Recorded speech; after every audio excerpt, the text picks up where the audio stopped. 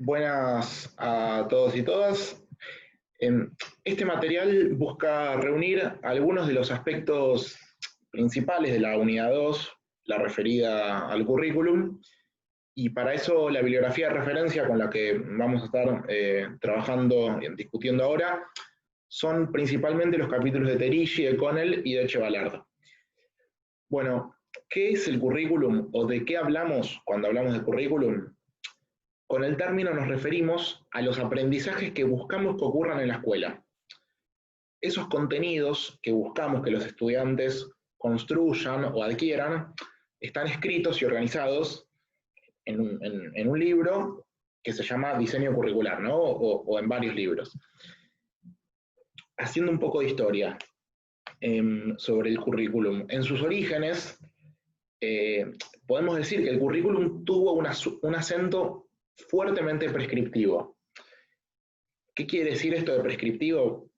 Que todo el proceso educativo, desde la planificación, la enseñanza y la evaluación, estaban en su conjunto subordinados a lo que se planificaba inicialmente y quedaba plasmado en los libros que conocemos con el nombre de diseños curriculares.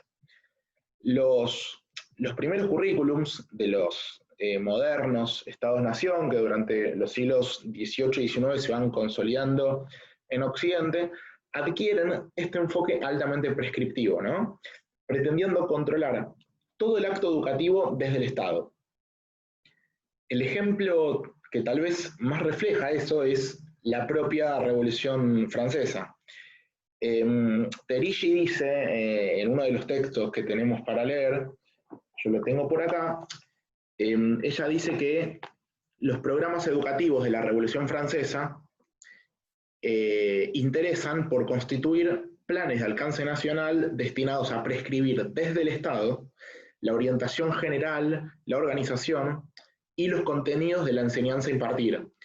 Y esto, agrega unas líneas más adelante, se hacía con un grado de detalle sorprendentemente alto, señalando grado por grado, año por año, qué y cómo enseñar. Hay incluso una anécdota también del sistema educativo francés, que aparece en varios libros de historia de la educación, que para mí es bien ilustrativa, en la que se señala que, bueno, ya entrado el siglo XIX, hay un inspector de escuelas que se encuentra conversando con un funcionario político. El inspector saca su reloj y le dice que a esa hora, en ese preciso instante, todas las escuelas públicas de Francia se encontraban enseñando el mismo libro, de la misma manera, a miles de estudiantes franceses, ¿no? Digo, cómo esa anécdota refleja la fuertísima prescripción educativa estatal. Ahora bien, si bien es en esta época que comienzan a diseñarse los primeros currículums con alto grado de centralización, prescripción, y también, ¿por qué no?, control estatal, todavía el término, la palabrita currículum no se empleaba, ¿no? Por ejemplo, el propio Condorcet, uno de los personajes protagonistas de esos primeros años de revolución, en vez de hablar de currículum, Condorcet hablaba de organización general de la instrucción, ¿no? Digo, no aparecía todavía la palabra currículum. Para que la palabra apareciera, iban a pasar varias décadas. Es recién luego de la finalización de la Segunda Guerra Mundial que van a surgir los primeros ensayos pedagógicos que sistematizan y ordenan el campo de la discusión curricular, ¿no? Siempre, por supuesto, desde el enfoque de la prescripción.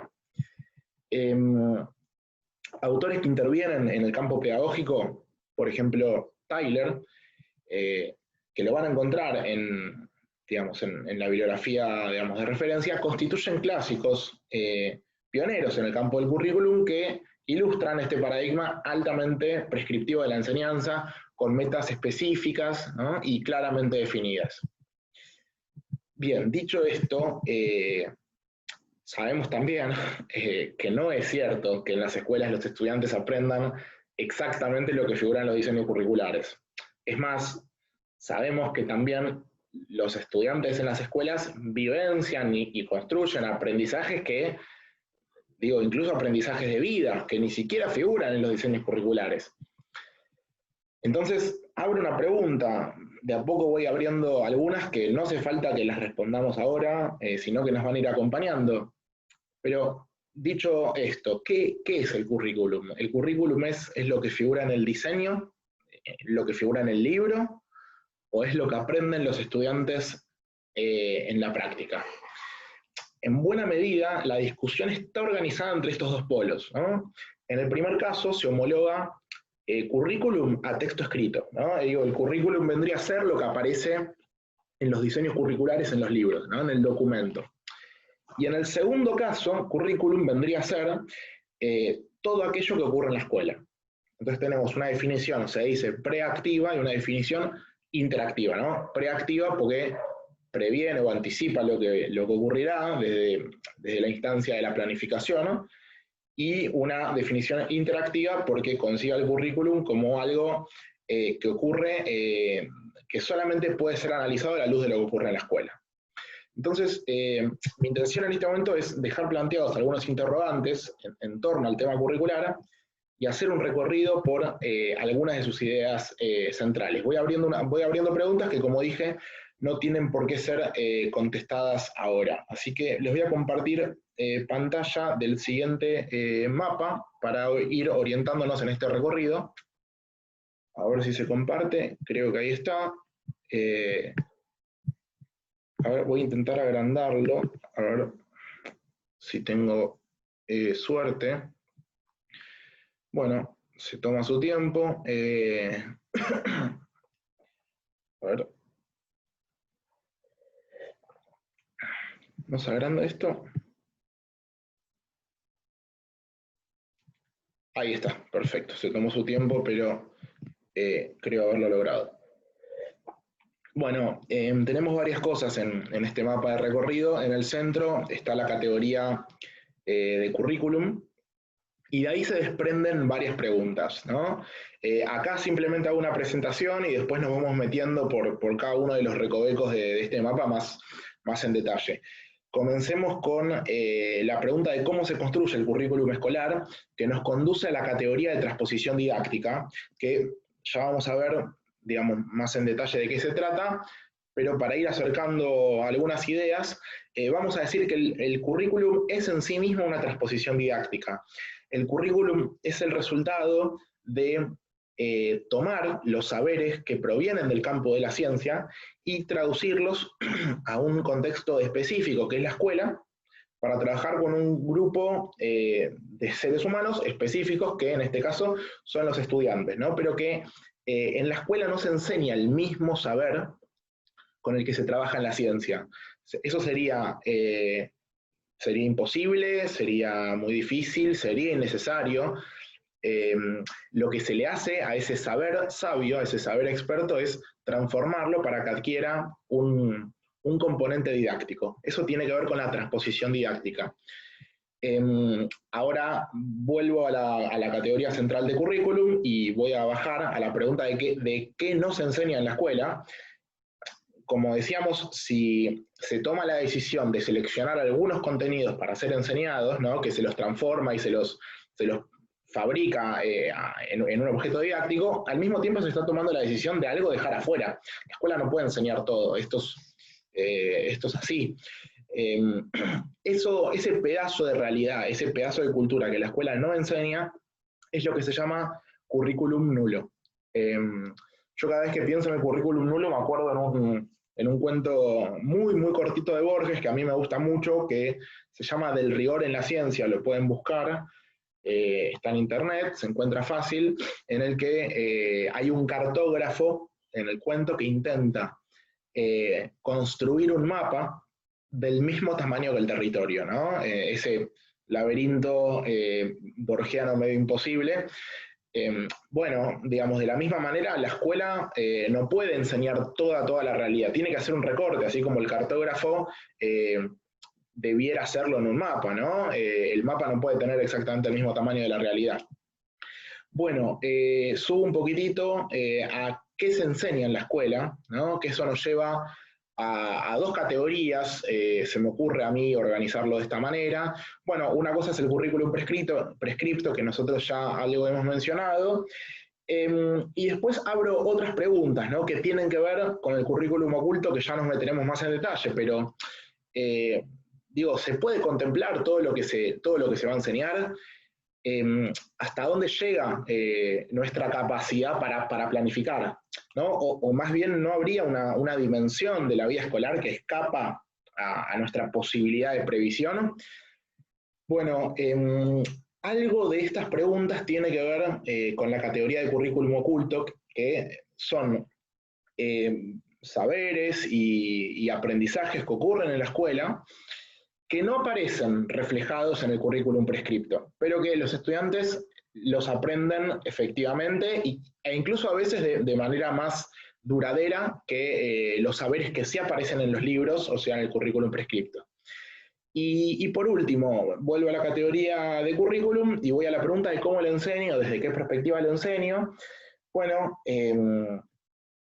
a ver, hacerles algunas preguntas al tema del currículum, ¿no? ¿Transmite, por ejemplo, una visión objetiva de la realidad, lo que estoy enseñando? ¿Beneficia a todos los estudiantes por igual ese currículum que enseño? ¿O privilegia a algunos en detrimento de otros? ¿No? ¿Es un currículum justo? Son algunas preguntas que le podemos hacer al currículum cada vez que lo miramos. ¿Bien? Ahora de nuevo nos meteremos más también con la categoría de justicia curricular. Dejo de compartir pantalla. Me gustaría comenzar con la categoría de transposición didáctica, ¿no? Que era la primera que recién analizábamos, para discutir un poquito más en detalle. Y es que si nos fijamos qué saberes atraviesa la escuela, nos vamos a dar cuenta que la escuela se dedica a enseñar un saber que no contribuye a producir. La escuela enseña un saber didáctico, pero no enseña la escuela un saber científico. Ese saber que enseña la escuela no se fabricó en la escuela, ¿no? Digamos, cuando un profe de matemática enseña la teoría de Pitágoras, bueno, la teoría de Pitágoras no se inventó en la escuela, la inventó Pitágoras, ¿no? O cuando enseñamos historia, bueno, un maestro, un docente no es historiador, ¿no? La historia, digamos, está escrita, los libros de historia están escritos por profesionales en ambientes académicos. Entonces, lo que quiero decir es que hay un contexto de producción de ese saber científico y un contexto de reproducción, ¿no? Que sería la escuela. Bueno, la transposición didáctica refleja ese camino que recorre el saber que emerge desde el campo científico hasta que se transforma en un saber didáctico. El contenido escolar, en sí mismo, es el resultado de una construcción en la cual se toman aspectos de los saberes de los científicos para generar una traducción de tipo didáctica, pensando, como decía antes, en sujetos específicos, que son los estudiantes, en un lugar específico que es la escuela. Pongo otro ejemplo, digamos, si estamos en física, en la materia física, y al profe le toca enseñar la teoría termodinámica, a ver, ese docente no va a enseñar la totalidad de la complejidad de ese tema, porque es muy, muy difícil para los estudiantes. Lo que va a hacer va a enseñar algunos aspectos de la teoría, va a construir un recorte, va a generar una presentación adaptada a ese grupo de alumnos, ¿no? Lo mismo en cada disciplina, porque la ciencia que se enseña en la escuela no puede ser la misma que la que hacen los científicos. Entonces, el currículum, como texto escrito, como los contenidos que aparecen en el diseño curricular, es el resultado de un proceso de traducción, decía, de un saber experto, ¿no? a un saber didáctico. Avanzamos con otra de las categorías, que es la de currículum oculto. Hay un pedagogo estadounidense que se llama Jackson, que en el año 1968 publica un libro bastante importante en la historia de la reflexión pedagógica, en el que llama la atención sobre un conjunto de aspectos de la vida escolar. De hecho, el libro se llama La vida en las aulas, en los cuales los estudiantes vivencian aprendizajes, pero que no aparecen escritos en ningún manual. ni en los textos de las políticas educativas, ni en los currículums, ni en los documentos. Pero esos aprendizajes incluso son más potentes que los que sí figuran en el diseño curricular, ¿no? Como podría ser aprender a sacar la regla de 3 simple o el análisis de oraciones sintácticas en literatura. Jackson lo que va a señalar es que el currículum oculto está en la escuela y aunque de manera solapada, deja una impronta tan grande en los estudiantes que incluso tendemos a naturalizar sus prácticas. El currículum oculto, yendo, digamos, para una historia mucho más reciente en la reflexión pedagógica, ha sido, por ejemplo, un instrumento tremendamente eficaz para desvelar un conjunto de miradas con perspectiva de género en la escuela. El hecho de que haya cuestiones tan básicas, ¿no? Pero tan naturalizadas, de que haya baños para varones y baños para mujeres, ¿no? Y no baños, digamos, como de género y no desde el criterio de sexo, bueno, naturaliza ese sistema, digamos, de organización sanitaria, naturaliza la heteronorma, ¿no?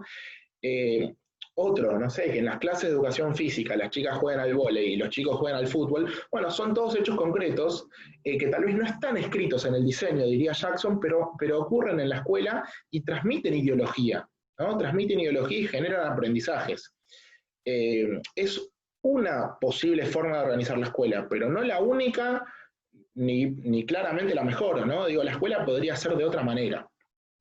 Son todos aspectos inadvertidos, porque se los consideran naturales, pero bueno, que generan aprendizaje. Jackson en el texto menciona algunos, como por ejemplo, acostumbrarse a estar en una multitud, ¿no? Digamos, aprender en condiciones de hacinamiento en una clase, después la desigualdad de poder entre un profesor y un estudiante. Son todas cosas que no están escritas, pero ocurren de hecho, ¿no? Leo un fragmento que les preparé de Jackson en su libro La vida en las aulas. Dice Jackson, pero estas características obvias no constituyen todo lo que es único en este entorno, dice Jackson. Existen otros rasgos mucho menos evidentes, aunque igualmente omnipresentes, que contribuyen a constituir una realidad vital, por así decirlo, a la que deben adaptarse los alumnos. Y cierra diciendo, para comprender el impacto de la vida escolar en el estudiante, algunos aspectos de la clase que no resultan visibles de inmediato son tan importantes como los que no se perciben. Bueno, nuestra intención como pedagogos sea posiblemente la de desvelar, ¿no? la de desocultar, quiero decir, el currículum oculto, pensarlo críticamente y entender que es una posible forma de organización y no la única, ¿no? Entonces, digo, como para cerrar, el currículum oculto y para que no haya confusiones, no es aquello que no se enseña, ¿no? Es aquello que, digo, que se enseña, que los estudiantes aprenden en la escuela, pero que no se dice que se está enseñando, ¿no? Una cosa es entrar al aula y decirles a los estudiantes, buenos días, hoy les voy a dar clase de historia sobre el 25 de mayo de 1810, y ahí esa enseñanza es explícita, se está anunciando lo que se va a enseñar, y otra cosa es el ejemplo que pusimos del fútbol o del vóley entre los chicos y las chicas, ahí no se está anunciando, ¿no? Pero los estudiantes lo están aprendiendo igual, por eso decimos que el currículum está oculto. Bueno, y para cerrar, y ya voy cortando, vamos a mencionar algunas líneas sobre el tema de la justicia curricular, que es un concepto súper interesante que formula la pedagoga australiana Connell. Connell lo que hace es hacer un llamado de atención acerca del carácter del currículum, ¿no? Lo mira, pero con otros lentes. Connell plantea que tal como se encuentra, el currículum favorece los intereses de los sectores más poderosos de la sociedad. Es bien interesante el planteo que hace. Dice que el currículum no es neutral, ¿no? Sino que tal como está pensado, inscribe siempre determinadas relaciones de poder. Entonces, por ejemplo, digo, volviendo al ejemplo de género, que acá nuevamente me parece muy potente, los temas de género tienden a ser formulados desde el punto de vista de los hombres, ¿no? O cualquier tema, por ejemplo, los temas económicos están formulados en la escuela desde la mirada de los ricos, los temas ambientales están pensados desde el beneficio de las empresas y no desde la mirada de los sectores que trabajan, de las personas a pie que trabajan la tierra, y así podemos quedarnos con varios ejemplos. Connell insiste con que una reproducción del currículum tal cual está, no va a llevar sino a una profundización de la desigualdad social. Entonces, en el horizonte de buscar un cambio en el currículum, Connell propone 3 principios generales que entiende deben estar en todos los currículums que ella denomina currículums justos, ¿no? Que por supuesto ella menciona que no son los currículums que figuran actualmente en la gran mayoría de los sistemas educativos. Entonces, en la búsqueda de esa justicia curricular, como ella la llama, estos principios serían, a ver, para que un currículum sea justo debe respetar los intereses de los menos favorecidos, ¿no? ¿Qué quiere decir esto? Bueno, plantear los temas curriculares desde el punto de vista de los sectores sociales discriminados o perjudicados por un sistema hegemónico dominante. El segundo principio que menciona es la participación y escolarización común, ¿no? Que se trata de un criterio, digamos, dice ella, que descarta cualquier tipo de mecanismo de agrupamiento y de clasificación, ¿no? Ella se para de la vereda de enfrente a lo que denomina currículums de guetos, ¿no? Como generar segmentos sociales a partir de una diferenciación pedagógica que lo único que genera, dice ella, es contribuir a, digamos, a la desigualdad social y política, ¿no? Por eso, de nuevo, el principio se llama participación y escolarización común. Hay que educar a los sectores dentro del mismo espacio, ¿no? Generar escuelas que sean para todos. Es un tema que se puede seguir discutiendo. Y por último, la producción histórica de la igualdad.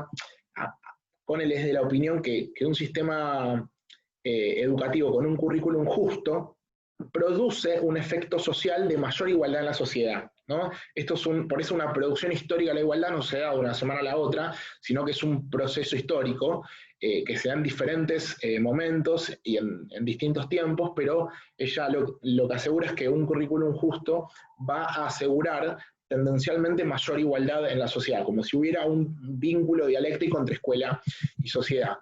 A mí, digamos, de todo esto, un elemento que me parece interesante es, a partir de los planteos de Connell, cuando miramos un currículum, pensar qué elementos de injusticia hay en ese currículum y cómo podemos transformarlo a un currículum más justo, ¿no?